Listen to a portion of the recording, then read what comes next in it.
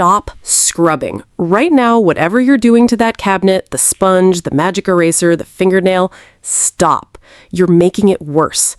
I've walked into hundreds of kitchens where someone's been attacking the same grease spot for 15 minutes with a wet rag, and all they've done is smear it around and burn out their arm. That grease isn't sitting on the surface. It's not dust. It's not something soap and elbow grease is built to handle. It's cooked on oil that's bonded to the finish of your cabinet, and you cannot out-scrub chemistry. You have to outsmart it. Here's the thing nobody tells you.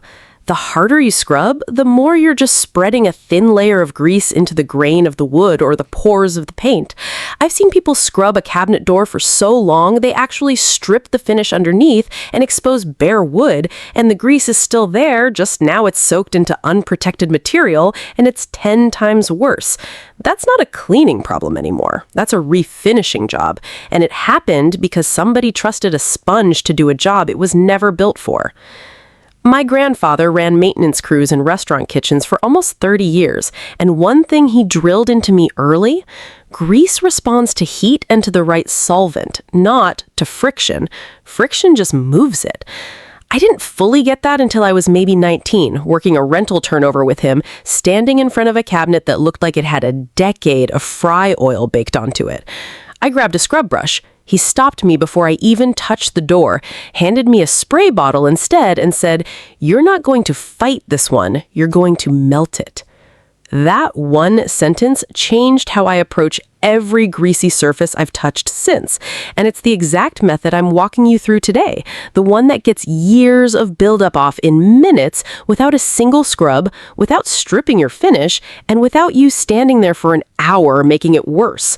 If your cabinets look like they've given up, dull, sticky, that dark film around the handles and up near the stove, stick with me. This works on wood, laminate, painted cabinets, even that textured thermofoil stuff that hates chemicals. By the end of this, you'll know exactly why your cabinets got like this, what's actually happening on a molecular level when grease meets heat, and the 3 mistakes almost everyone makes that make the problem permanent instead of temporary. The problem. Walk into almost any kitchen that's been lived in for 5+ years and run your hand along the top edge of the cabinets near the stove. Not the front, the top edge, where dust settles. That's usually where I find the worst of it. It feels tacky. Sometimes it feels almost soft, like the wood itself has gone spongy. That's not the wood. That's a layer of polymerized grease sitting on top of it, sometimes a 1/16 of an inch thick, built up one dinner at a time over years. Most people don't notice it happening because it's slow. Nobody cooks a meal and thinks, well, that's another micro layer of grease on my cabinet. It's invisible in real time. You might wipe your cabinets down with a damp cloth every few weeks and feel like you're maintaining them, but a damp cloth with dish soap barely touches cooked-on grease. It moves the surface dust. The grease underneath just sits there, patient, building. By the time people actually notice it, it's usually one of 2 triggers. Either they're selling the house and a realtor points it out, or they finally go to wipe down the cabinet by the stove and their rag comes away brown and sticky, and they realize, this isn't dirt, this is something else. I've had clients tell me they thought their cabinets were just a dark wood stain near the stove. They'd lived there 6 years thinking that was the natural color. It wasn't stain, it was 6 years of cooking.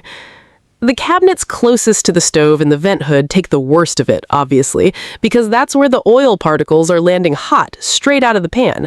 But I've also seen bad buildup on cabinets across the kitchen, especially in smaller kitchens or ones without a working range hood fan.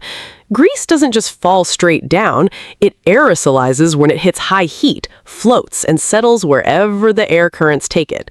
That's why sometimes the cabinet above the fridge, 10 feet from the stove, has just as much residue as the ones flanking the range.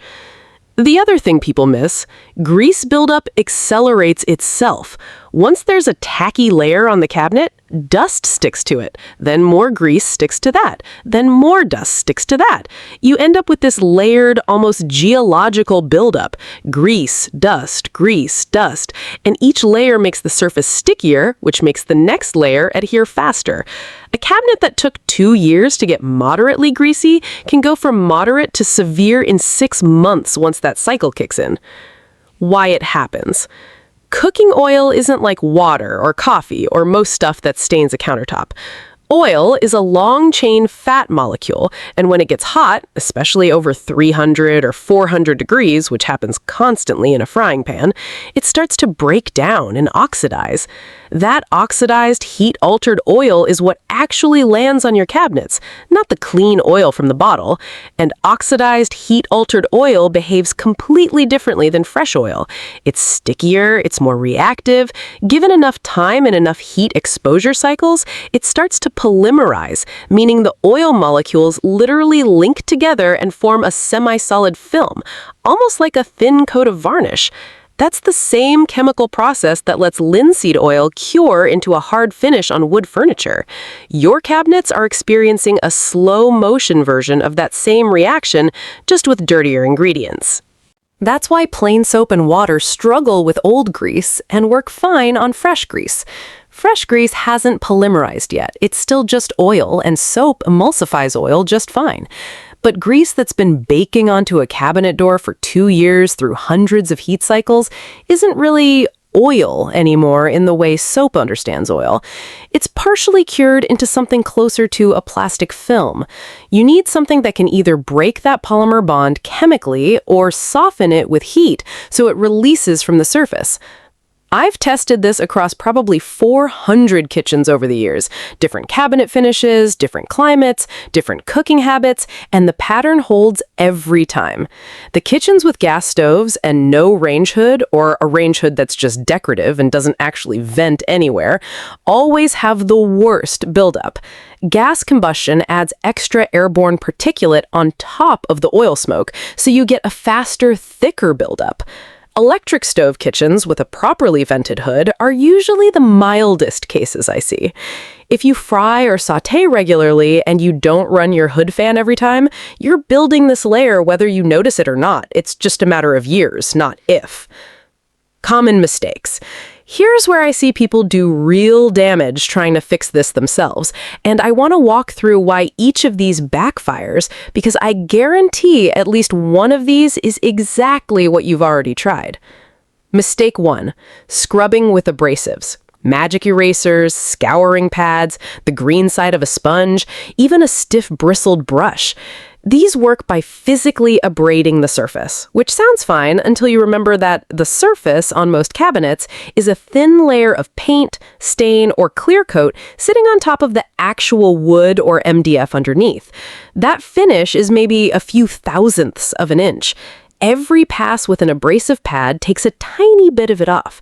You might not see the damage after one cleaning session, but after a few months of just scrubbing it a little harder, you start seeing dull patches, uneven sheen, sometimes bare wood peeking through at the edges of cabinet doors and around handles. I've been called into kitchens where someone scrubbed so consistently over a year that the finish is completely gone in a 6-inch radius around every handle. At that point, you're not cleaning anymore, you're refinishing, and that's a much bigger job than the one you started with. Mistake 2. Soaking with plain water or all-purpose cleaner and just letting it sit. People think if scrubbing doesn't work, I'll just drown it and wait. Problem is, most all-purpose cleaners are formulated for general dirt and light grime, not polymerized grease. They don't have the solvency to actually break that bond. So you end up with a wet mess sitting on the cabinet for 20 minutes doing basically nothing, except now the wood underneath is absorbing moisture through any hairline crack in the finish, which over time causes swelling, warping, or the finish lifting and bubbling. I've seen cabinet doors with visible water damage bubbling directly from people overwetting them trying to soak off grease that needed a completely different approach. Mistake 3. Going straight for something too aggressive, like undiluted ammonia or a harsh degreaser meant for engine parts, without testing it or diluting it properly. I get it. People get frustrated after mistake 1 and 2 fail, so they reach for the strongest thing under the sink. But strong alkaline degreasers can strip finish just as fast as abrasives, sometimes faster, and they can leave behind a hazy, dulled patch, even if they do remove the grease. I've also seen people mix products they shouldn't, bleach and ammonia-based cleaners in the same session, which is a genuine safety issue, not just a cosmetic one. Fumes from that combination are dangerous in an enclosed kitchen. If you take one thing from the section, read what's actually in your cleaner before you reach for something stronger, and never assume stronger automatically means faster with less risk. Usually, it's the opposite. The mistake underneath all three of these is the same one, trying to solve a chemistry problem with either force or guesswork. Once you understand what's actually holding that grease onto the cabinet, the fix is almost embarrassingly simple, and it doesn't involve scrubbing at all. The solution. All right, here's the method. I want to walk you through this in stages because the order matters, and skipping a stage is exactly how people end up back at scrubbing. Stage 1. Gather what you actually need. You want a spray bottle, warm water, a degreasing dish soap. Dawn is the industry standard for a reason. It's what we use to clean birds after oil spills. It's built specifically to break oil bonds, not just move dirt around. You'll also want white vinegar, baking soda, and 2 microfiber cloths, one for application and one for buffing dry. If your buildup is severe, we're talking years, near the stove, dark and tacky, you'll also want a bottle of degreaser cleaner, the kind sold for kitchen use, not automotive. Check the label for cuts grease or degreaser specifically. Keep it to a citrus-based or enzyme-based formula if you can find one. They're gentler on finishes than the ammonia-heavy versions.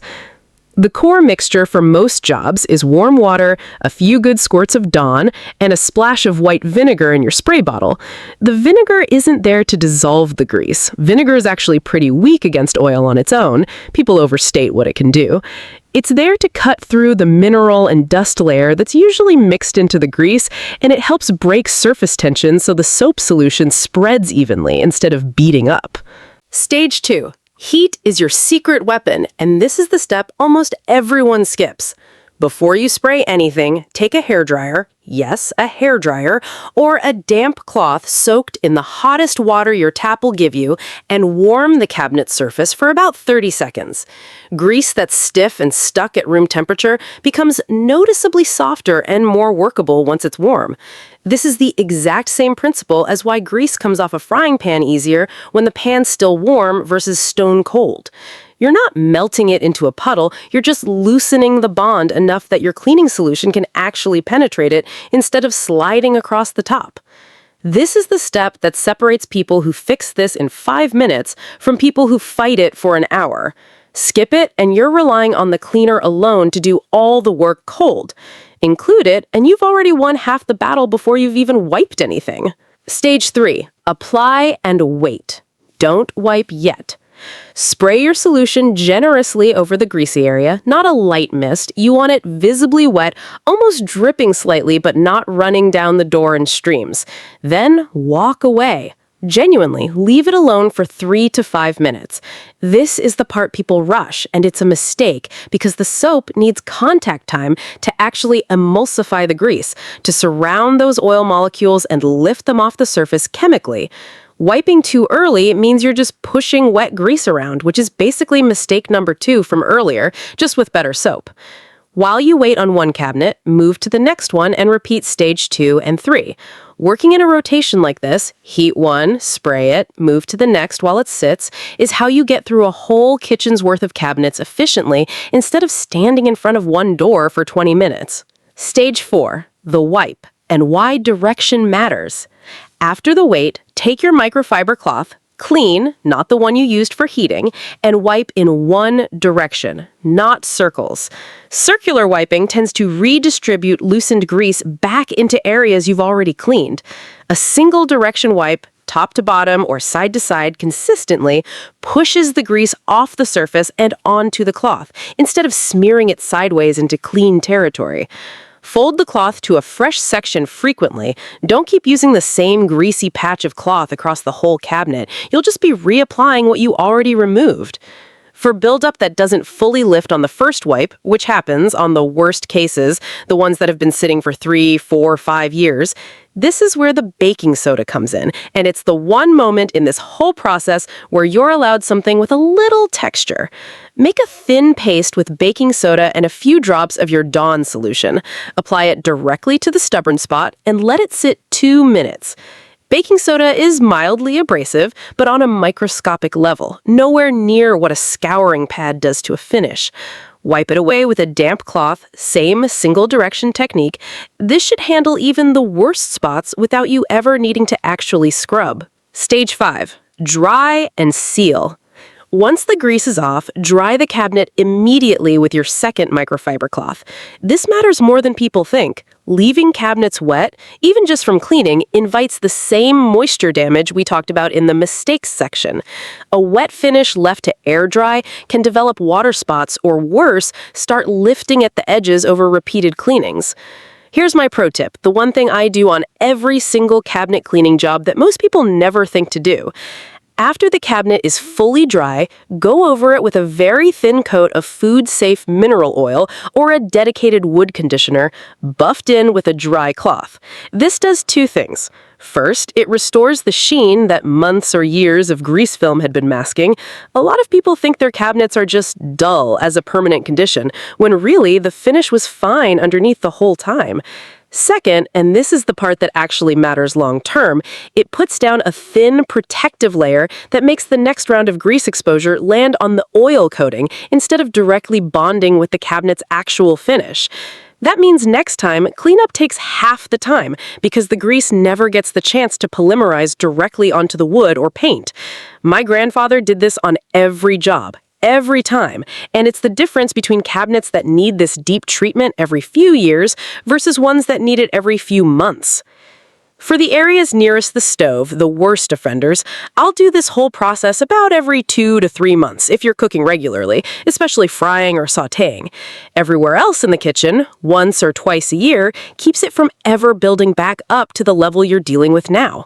That's the whole method. Heat it, let soap do the actual chemistry, wipe with the grain, and protect it after so you're not back here in 6 months doing this all over again. No scrubbing, no stripped finish, no guessing with random stuff from under the sink. If you tried this today, I want to know how it went. Drop a comment and tell me what your cabinets looked like before and how bad the buildup was. I read through these, and honestly, some of the before stories people share are worse than half the jobs I've walked into professionally, so don't be shy about it.